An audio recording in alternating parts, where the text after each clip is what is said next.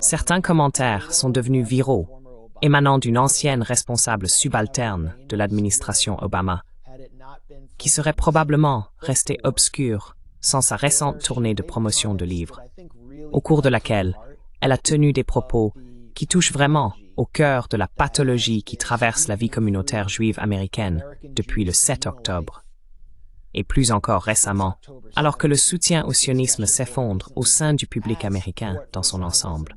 Il s'agit de l'ancienne rédactrice de discours d'Obama, Sarah Hurwitz.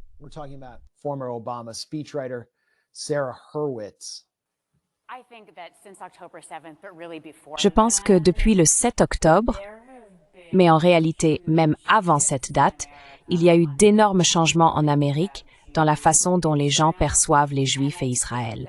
Et je crois que c'est particulièrement vrai chez les jeunes. Nous sommes donc aujourd'hui confrontés à une nouvelle fracture, je dirais générationnelle. C'est d'autant plus vrai que les réseaux sociaux sont désormais notre principale source d'information.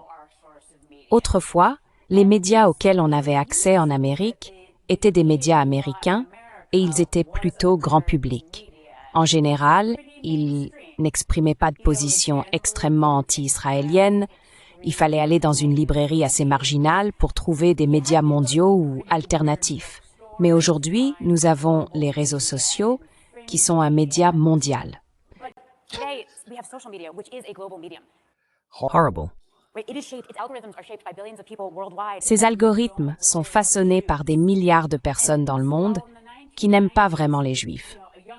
Ainsi, alors que dans les années 1990, un jeune n'allait probablement pas tomber sur Al Jazeera ou quelqu'un comme Nick Fuentes, aujourd'hui ce sont ces médias qui le trouvent, sur son téléphone. C'est aussi un média de plus en plus post-littéraire, de moins en moins de textes, de plus en plus de vidéos. TikTok passe la journée à fracasser le cerveau de nos jeunes avec des images de carnage à Gaza. Et c'est pour cela que tant d'entre nous n'arrivent pas à avoir une conversation sensée avec les jeunes juifs. Parce que tout ce qu'on essaie de leur dire, ils l'entendent à travers ce mur de carnage. Je veux leur donner des données, des informations, des faits et des arguments, mais ils ne voient que le carnage dans leur esprit.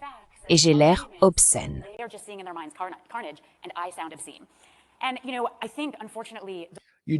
Tu sembles obscène.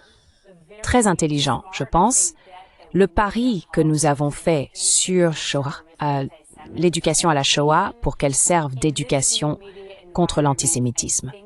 Dans ce nouvel environnement médiatique, je pense que cela commence à se déliter un peu, car l'éducation à la Shoah est absolument essentielle, mais je crois qu'elle peut troubler certains de nos jeunes à propos de l'antisémitisme.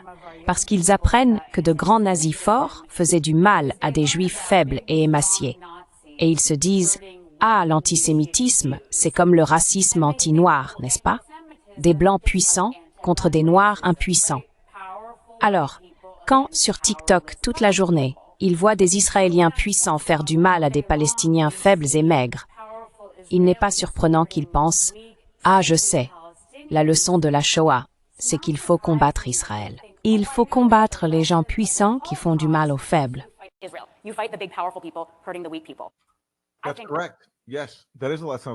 C'est exact. Oui, c'est là une leçon de l'Holocauste. Plus jamais ça. Plus jamais ça signifie plus jamais pour quiconque, y compris les Palestiniens. Mais elle révèle ici ce que tant de personnes dans de puissantes institutions juives considèrent comme le véritable objectif de l'éducation sur l'Holocauste. Endoctriner cette idée selon laquelle les Juifs constituent une classe spéciale, digne de protection, mais pas les autres, y compris les victimes de Sadia des Juifs autoproclamés.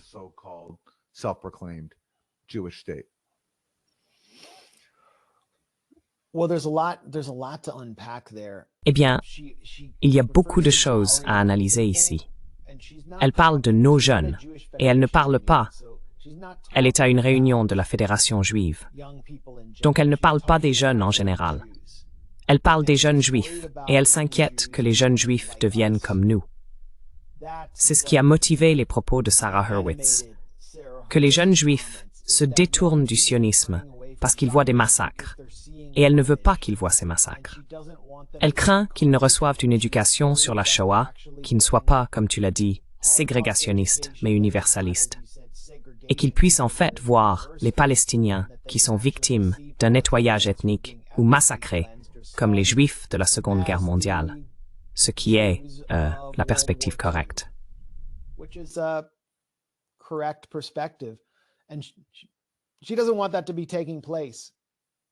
Elle ne veut pas que cela arrive.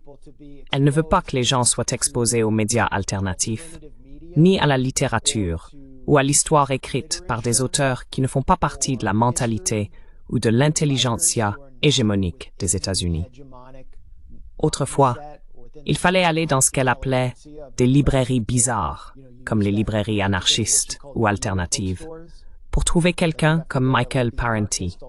Mais maintenant, il suffit de regarder Al Jazeera. Elle pense que c'est une mauvaise chose. Elle pense qu'il est mauvais que de jeunes juifs sortent de leur petit ghetto élitiste aux États-Unis et développent une perspective beaucoup plus large. Elle veut que les juifs restent ignorants. Elle veut les ramener sur la plantation sioniste.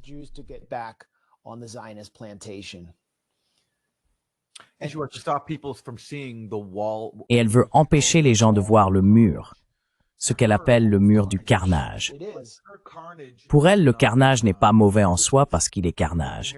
Il est mauvais parce que c'est un mur qui empêche les gens d'être sionistes. Il y a donc un mur entre le carnage et le sionisme. Le problème, ce n'est pas le carnage qu'elle veut voir se poursuivre.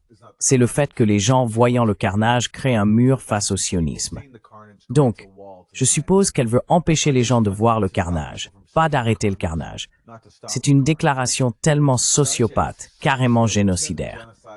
Elle dit que le carnage, ça va, c'est juste que le fait que les gens s'en émeuvent et s'y opposent, voilà le problème, et qu'il faut abattre ce mur. Il faut démolir ce mur. Voilà son message. Abattez ce mur. C'est la psychose du culte de la scientologie. Entrer dans une société post-lettrée. Et si, genre, toute la journée, ton cerveau est martelé encore et encore par TikTok, avec des images vraiment bouleversantes du carnage à Gaza, alors, voilà, tu parles, et pas pour, je suis désolée si c'est une chose crue à dire, mais quand j'essaye de formuler des arguments en faveur d'Israël, je me rends compte que je parle à travers un mur d'enfants morts. C'est ce que les gens voient. Donc quand je dis oui, mais c'est 1,5 civil pour ils ne voient que le carnage. Mais c'est ça, le chantage émotionnel. D'accord. Mais encore une fois, je veux dire, c'est bien, mais encore une fois, j'entends ça à travers un mur d'enfants qui crient. C'est comme un... Je pense que c'est un...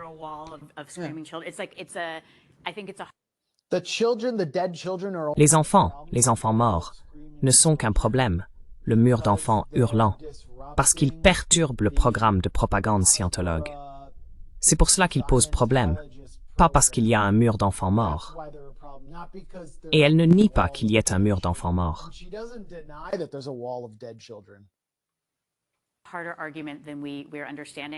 Argument plus difficile qu'on ne le pense. Je crois vraiment très fermement que les écoles juives devraient absolument interdire à tout enfant de posséder un smartphone avant la dernière année de lycée. Ils n'en possèdent pas du tout. Point final. On le leur donne en terminale et on leur apprend par exemple cette règle du « pas pendant la journée ». Très bien. Bon début. Aucun smartphone avant la dernière année. Un téléphone basique, d'accord. Mais je pense qu'il faut d'abord donner une chance au cerveau de nos enfants et à leur santé mentale. Alors nous devons leur laver le cerveau. Oui, donnons une chance au cerveau. Donnons une chance au cerveau sioniste en les empêchant de voir les enfants morts tués par l'État juif. On pourrait croire qu'elle fait une blague, non? Comme si elle faisait une parodie d'une sioniste. Mais non. Et ce qui est fou, c'est que ce n'est pas une sorte de Mark Levin. C'est une libérale d'Obama. C'est une rédactrice de discours. Elle a été la principale rédactrice de discours de Michelle Obama. Donc beaucoup des phrases les plus percutantes de Michelle Obama, celles que les gens trouvent mémorables, ont peut-être été écrites par elle.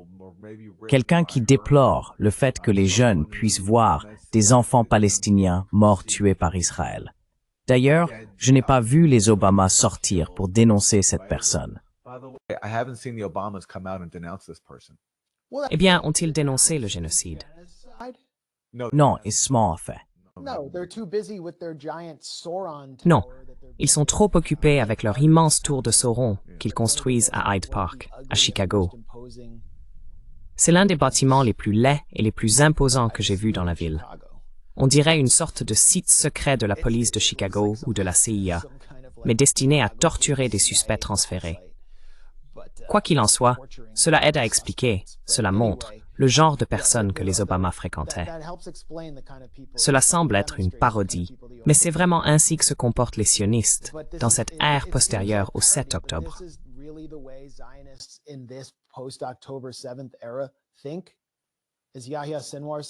Pensez, comme l'a dit Yahya Sinwar, Gaza va tout révéler.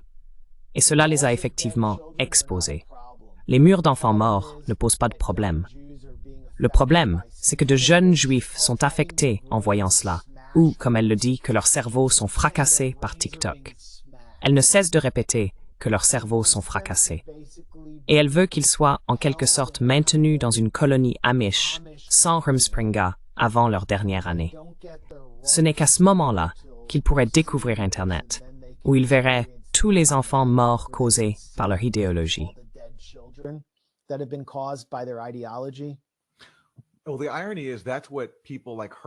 Eh bien, l'ironie, c'est que c'est exactement ce dont des personnes comme elle ont besoin. Elles doivent être placées dans une sorte de, je suis désolé d'utiliser ce terme, rééducation, un scénario de déradicalisation qui puisse déprogrammer leur esprit fanatique. Je veux dire, si on faisait cela, le monde serait un endroit meilleur.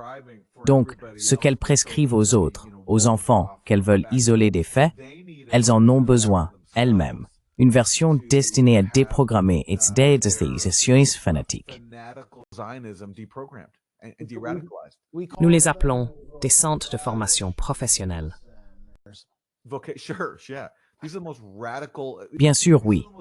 Ce sont les plus radicaux, les plus dangereux radicaux du monde.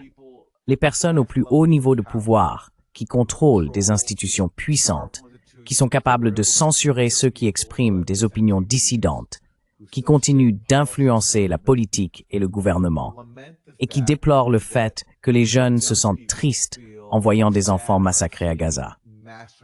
C'est, à mon sens, le fanatisme à son apogée. Mais contrairement aux mouvements marginaux, ces gens sont au pouvoir et ils vont ouvertement dans des conférences pour expliquer à quel point c'est un problème que nous n'ayons pas de censure dans ce pays et que les gens éprouvent de l'empathie pour les Palestiniens.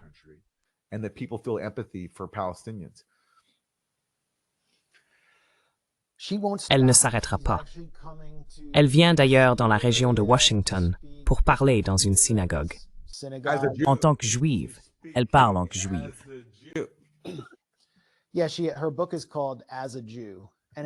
Oui, son livre s'intitule « En tant que juive ». Et il parle du fait qu'elle n'a pas vraiment été élevée dans le judaïsme et ne se considérait pas comme juive, mais qu'elle s'y est récemment intéressée. C'est de cela que parle son livre. Donc, bien sûr, je veux dire son identité, la façon la plus simple d'être juif en Amérique, c'est d'être sioniste, parce que cela ne demande pas grand-chose.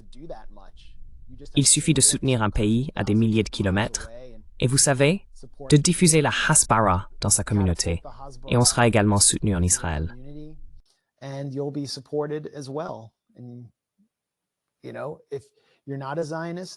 Tu sais, si tu n'es pas sioniste, comme l'a dit Eli Lake, alors il y a quelque chose de profondément anormal chez toi. C'est leur point de vue. Donc la majorité des gens dans le monde auraient quelque chose de profondément anormal chez eux, et ils ne comprennent pas pourquoi on leur en veut. En réalité, c'est à cause de milliers d'années de haine. Voilà pourquoi. Mais c'est une femme qui traverse une crise d'identité en public. Et ce faisant, elle expose la véritable pathologie des sionistes après ce génocide, à savoir qu'ils ne trouvent rien de mal dans le génocide. La seule chose qui cloche, ce sont les gens qui s'y opposent.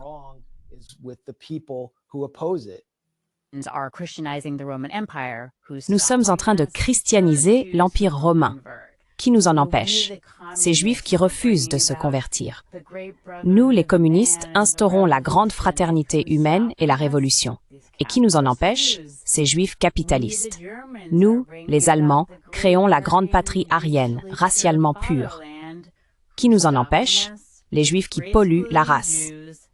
Aujourd'hui en Amérique, on le voit aussi bien à droite qu'à gauche. À droite, c'est nous, les Américains blancs et chrétiens, restaurons la civilisation blanche et chrétienne.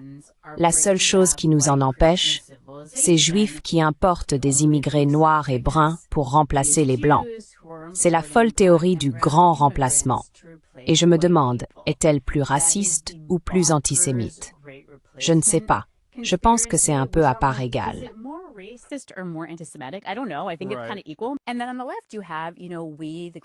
Et puis à gauche, on a, vous savez, nous, la grande majorité morale, qui faisons quelque chose contre le racisme et le colonialisme, et la seule chose qui nous en empêche, ce sont ces sionistes, racistes et colonialistes, autrement dit, les Juifs.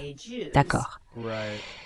Et vous savez, Dara Horn, qui est brillante, je la cite tout le temps, dit que si vous pensez qu'il y a des camps ici, c'est que vous ne comprenez pas ce qui se passe.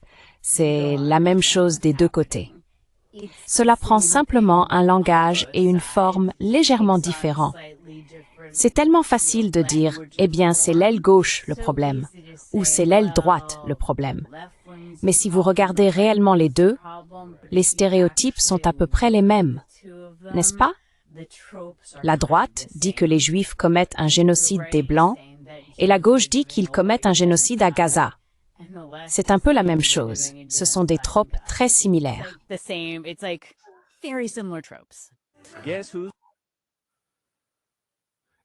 C'est un cliché. C'est un cliché de dire qu'il y a eu un génocide à Gaza. C'est une calomnie sanglante. Cela n'est pas arrivé.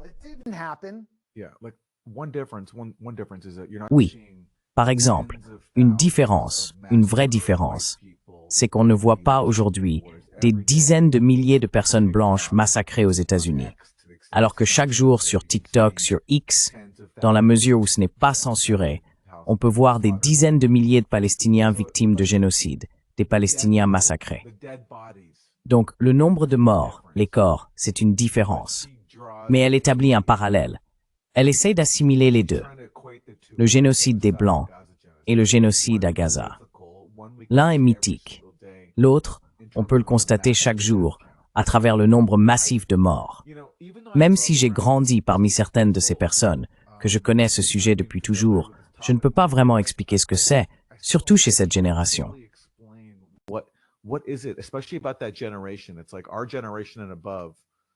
C'est comme si notre génération et celle qui nous précède n'étaient pas capables de percer cette endoctrination sioniste et qu'elles finissaient par dire les choses les plus sociopathes. Et pourtant, ce sont des gens qui se considèrent comme des libéraux. Je suis sûr que pendant Black Lives Matter, ils étaient tous du genre Black Lives Matter. Je connais beaucoup de gens qui, pendant BLM, disaient tous Black Lives Matter. Mais quand il s'agit de ce sujet, ils deviennent des racistes, fanatiques et génocidaires, dénonçant l'idée que l'enseignement de l'Holocauste est mauvais parce qu'il enseigne l'empathie en opposition à, je n'arrive pas vraiment à l'expliquer. Il existe un puissant système de propagande sioniste en Amérique du Nord.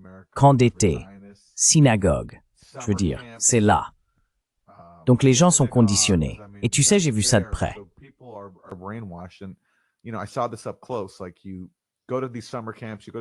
Par exemple, tu vas dans ces camps d'été, tu vas dans des synagogues, tu te fais des amis, on te traite un peu comme si tu rencontrais des gens qui sont peut-être, si tu es juif, plus semblables à toi que certains de tes camarades non juifs. Donc peut-être que tu te sens plus à l'aise avec eux.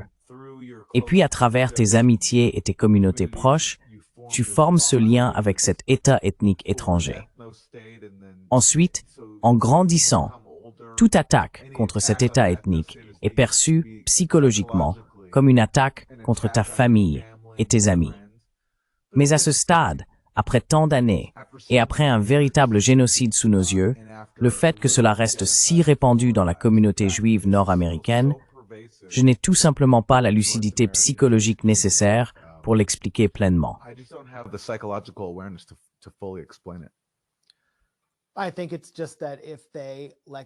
Je pense que c'est simplement que, s'ils abandonnent leur sionisme, leur identité s'effondre, parce qu'il ne reste plus rien d'autre.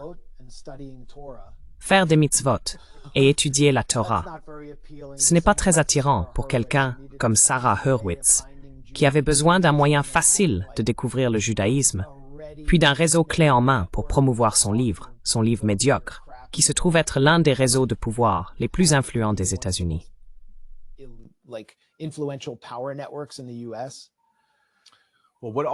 Ce que les gens doivent vraiment apprendre et comprendre, c'est que leur sentiment du judaïsme, quel qu'il soit, ne vaut pas un seul cheveu sur la tête d'un enfant palestinien.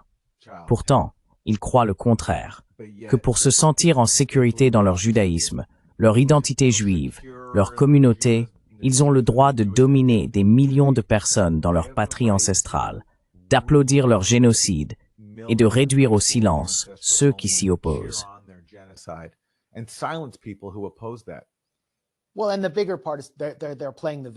Eh bien, le plus important, c'est qu'ils jouent les victimes. Et ce sentiment de victimisation est une sorte de lien invisible qui maintient les communautés unies en général. Tu le sais en ayant grandi dans la vie juive américaine ou canadienne. Les dirigeants communautaires essayent de t'inculquer un certain complexe de persécution alors que tu as déjà réussi. Je veux dire, tu as réussi. Et maintenant, c'est tellement exposé aux yeux de tous que cela alimente des attitudes anti-juives. C'est un fait. Les gens voient ça et se disent « c'est insensé ». Ils n'y avaient jamais vraiment pensé auparavant, parce qu'ils n'y prêtaient pas tant d'attention, parce que leurs esprits n'étaient pas bombardés, comme elle l'a dit, d'images réelles de génocide, l'Holocauste de notre époque. Et ensuite, ces membres de sectes psychopathes refusent même de reconnaître qu'un génocide a eu lieu. Oui, c'est ça. Ce sont tous des négationnistes de l'Holocauste. Ce sont les négationnistes ultimes de l'Holocauste. Il y avait donc cette installation à Union Station, à Washington, D.C., qui était absolument brillante. Les militants derrière cela comptent parmi les artistes de performance politique les plus innovants et créatifs de notre époque. Ils ne viennent d'aucune organisation établie. Ils ressemblent plutôt à une armée invisible qui a mis en scène la réalité de ce qu'Israël fait à la société américaine et surtout à ce qu'il a fait aux Palestiniens. Leur dernière performance illustrait notre direction absolument criminelle, assoiffée de sang, sociopathique et reptilienne.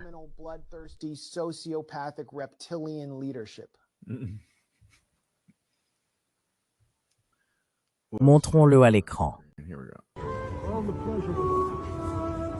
C'est parti, et ils boivent, les parties du corps. Presque tout le monde s'y met, pas tout le monde pourtant. Il y a Marco Rubio, Tony Blinken, il y a des enfants de Gaza, des membres, des organes volés, de la peau prélevée.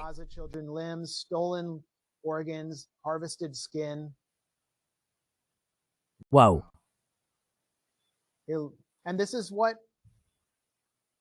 Et c'est ce qu'Israël a fait avec les corps qu'il a pris dans les hôpitaux palestiniens de la bande de Gaza. Des corps qui avaient été enterrés après avoir été tués par l'armée israélienne.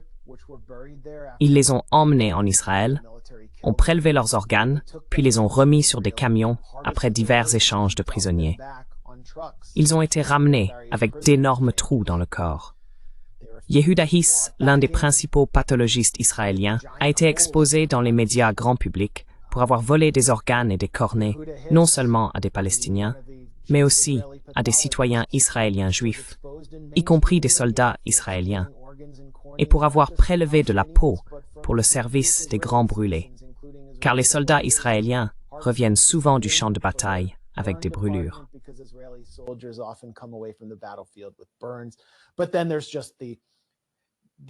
Mais il y a aussi cette soif de sang purement symbolique de la direction, et tout le bain de sang que nous avons vu jour après jour, quand Israël semblait maintenir ce quota de 100 personnes tuées dans la bande de Gaza.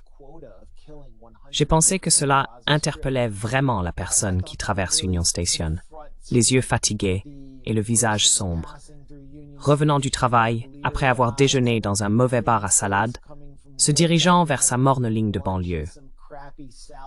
Rentrant dans sa banlieue du Maryland, vous savez, en route vers Olney ou l'un de ces endroits sans visage.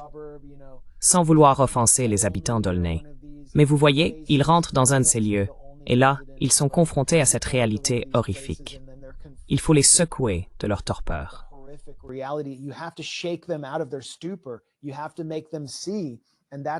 Il faut leur faire ouvrir les yeux. Et c'est exactement ce que faisaient ici ces brillants artistes de performance engagés dans la protestation. Si vous regardez simplement en ligne, cherchez cette vidéo, vous verrez une énorme crise de panique sioniste. Ils sont furieux.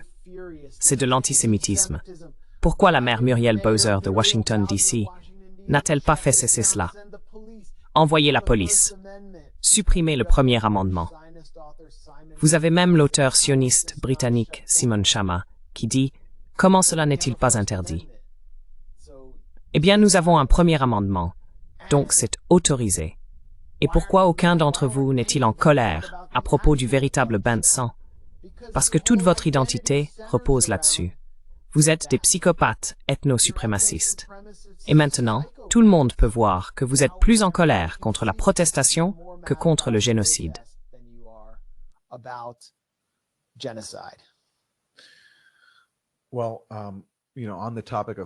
Eh bien, sur le sujet des sionistes qui propagent l'antisémitisme, rien qu'en ouvrant la bouche, Bari Weiss est la nouvelle directrice de CBS News, nommée par les Ellison, les milliardaires sionistes, qui ont racheté la société mère de CBS News, Skydance.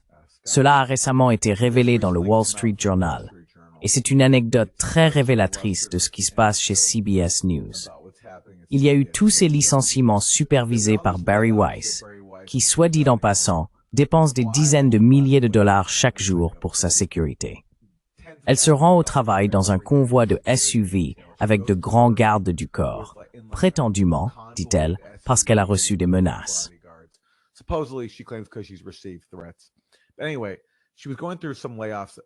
Quoi qu'il en soit, elle traversait une période de licenciement de journalistes, et l'une des personnes qui allait être renvoyée était un journaliste nommé Chris Livesay, correspondant à l'étranger. Mais voici ce qui s'est passé. Selon des dirigeants au courant des projets, Chris Livesay faisait partie des employés qui devaient être licenciés dans le cadre de suppression de postes à l'échelle de l'entreprise, déjà prévu avant l'arrivée de Bari Weiss. Dans un courriel adressé à Weiss, Livesay a exprimé son attachement à Israël et a expliqué qu'il était harcelé et isolé en raison de ses opinions. Weiss est intervenu dans le processus de licenciement et a épargné Livesay, selon des personnes familières avec la décision. En somme, ce journaliste allait être renvoyé. Il a écrit à Bari Weiss pour lui dire qu'il aimait Israël et qu'il était harcelé par ses collègues à cause de cela. Et son emploi a été sauvé.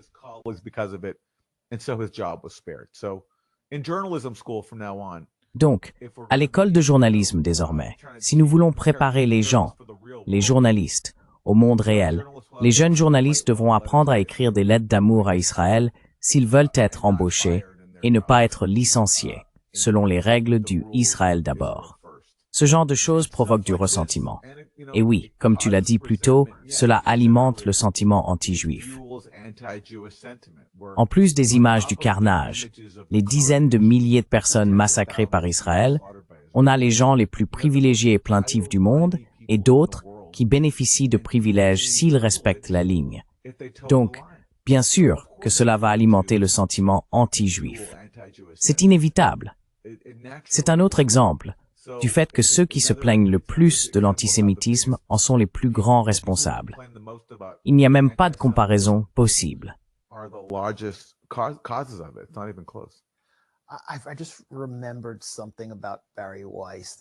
Je viens de me rappeler quelque chose à propos de Bari Weiss qui me semble vraiment pertinent aujourd'hui. Tu te souviens de tout son truc sur le dark web intellectuel? Le voilà. Je l'ai retrouvé. C'est de 2018 quand elle était au New York Times. Rencontrer les renégats du dark web intellectuel. Une alliance d'hérétiques contourne la conversation dominante. Devrait-on les écouter? C'est qui déjà? Un des frères Weinstein? Who's that? One of the Weinstein brothers? Oui. Who else? By Barry Weiss. Who else do we got? Qui d'autre par Barry Weiss? Qui d'autre avons-nous ici?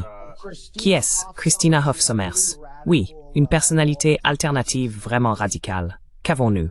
Joe Rogan. Enfin, d'accord. Candace Owens, la directrice de la communication de Turning Point, USA, est une jeune conservatrice noire brillante. Une oratrice télégénique dotée d'un instinct redoutable. Je ne savais pas qu'elle faisait partie des membres fondateurs de l'intellectual dark web, IDW. Mais je crois que Barry Weiss lui a retiré son adhésion. Eh bien, parce que même si Candace est désormais vraiment membre de l'intellectual dark web, puisqu'elle s'est retournée contre Israël, elle est maintenant simplement une ennemie. Je veux dire, la seule question, c'était Israël. Avant, quand elle attaquait Black Lives Matter, tout allait bien. Qui d'autre avons-nous ici? Regardez leur manière de poser, comme s'il fallait partir dans la nature pour trouver ces idées révolutionnaires et interdites. De Bret Weinstein, Christina Hoff Sommers, qui est, qu'est-ce qu'elle est déjà une chercheuse à l'Institut Manhattan? Je n'ai jamais entendu parler d'elle, mais probablement Sam Harris. Je suis sûr que Sam Harris en fait partie. Sam Harris, Matt Walsh. Oui, Sam Harris est là. Oui. Jusqu'à ce moment-là, je critiquais la religion. Donc les personnes qui détestaient ce que j'avais à dire étaient principalement à droite. Monsieur Harris a dit, oui, c'était la première fois que je comprenais pleinement que j'avais un problème équivalent avec la gauche laïque. Et ainsi de suite. Je veux dire, c'est tout cet univers de gens qui passent sur HBO et chez Bill Maher. Ouais. Mais ils se présentent comme une sorte d'alternative au courant dominant. Alors qu'en réalité, leur seul problème avec ce courant dominant, c'est qu'il n'est pas assez réactionnaire ou régressif à leur goût. Aucun d'entre eux ne s'attaque à des idées vraiment difficiles à défendre, celles qui vous feraient payer un prix professionnel. Ils s'en prennent à des idées qui leur valent d'être financées par la mafia Palantir, Winner Malentard, responsable de la création d'une fausse université à Austin pour Barry Weiss. Et elle fait la promotion de ces marchands d'armes jour après jour.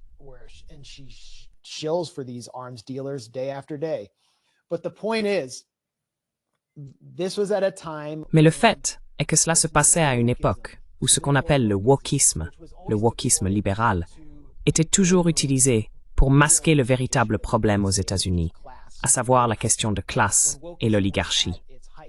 Le wokisme a atteint son apogée après l'ère Obama, avec la panique provoquée par l'ascension de Trump. Et donc, ces figures étaient toutes opposées au wokisme, mais elles étaient aussi contre les droits civiques fondamentaux, et disons-le, contre l'existence même des Palestiniens. Aujourd'hui, le wokisme a été en grande partie vaincu, et nous pouvons voir qui ils sont vraiment. Ce sont les plus censeurs, des pleurnicheurs tyranniques, qui veulent faire taire tous ceux qui offensent leur identité. L'hypocrisie est stupéfiante. Barry Weiss les dirige. Toute cette histoire de culture de l'annulation, elle a été démasquée.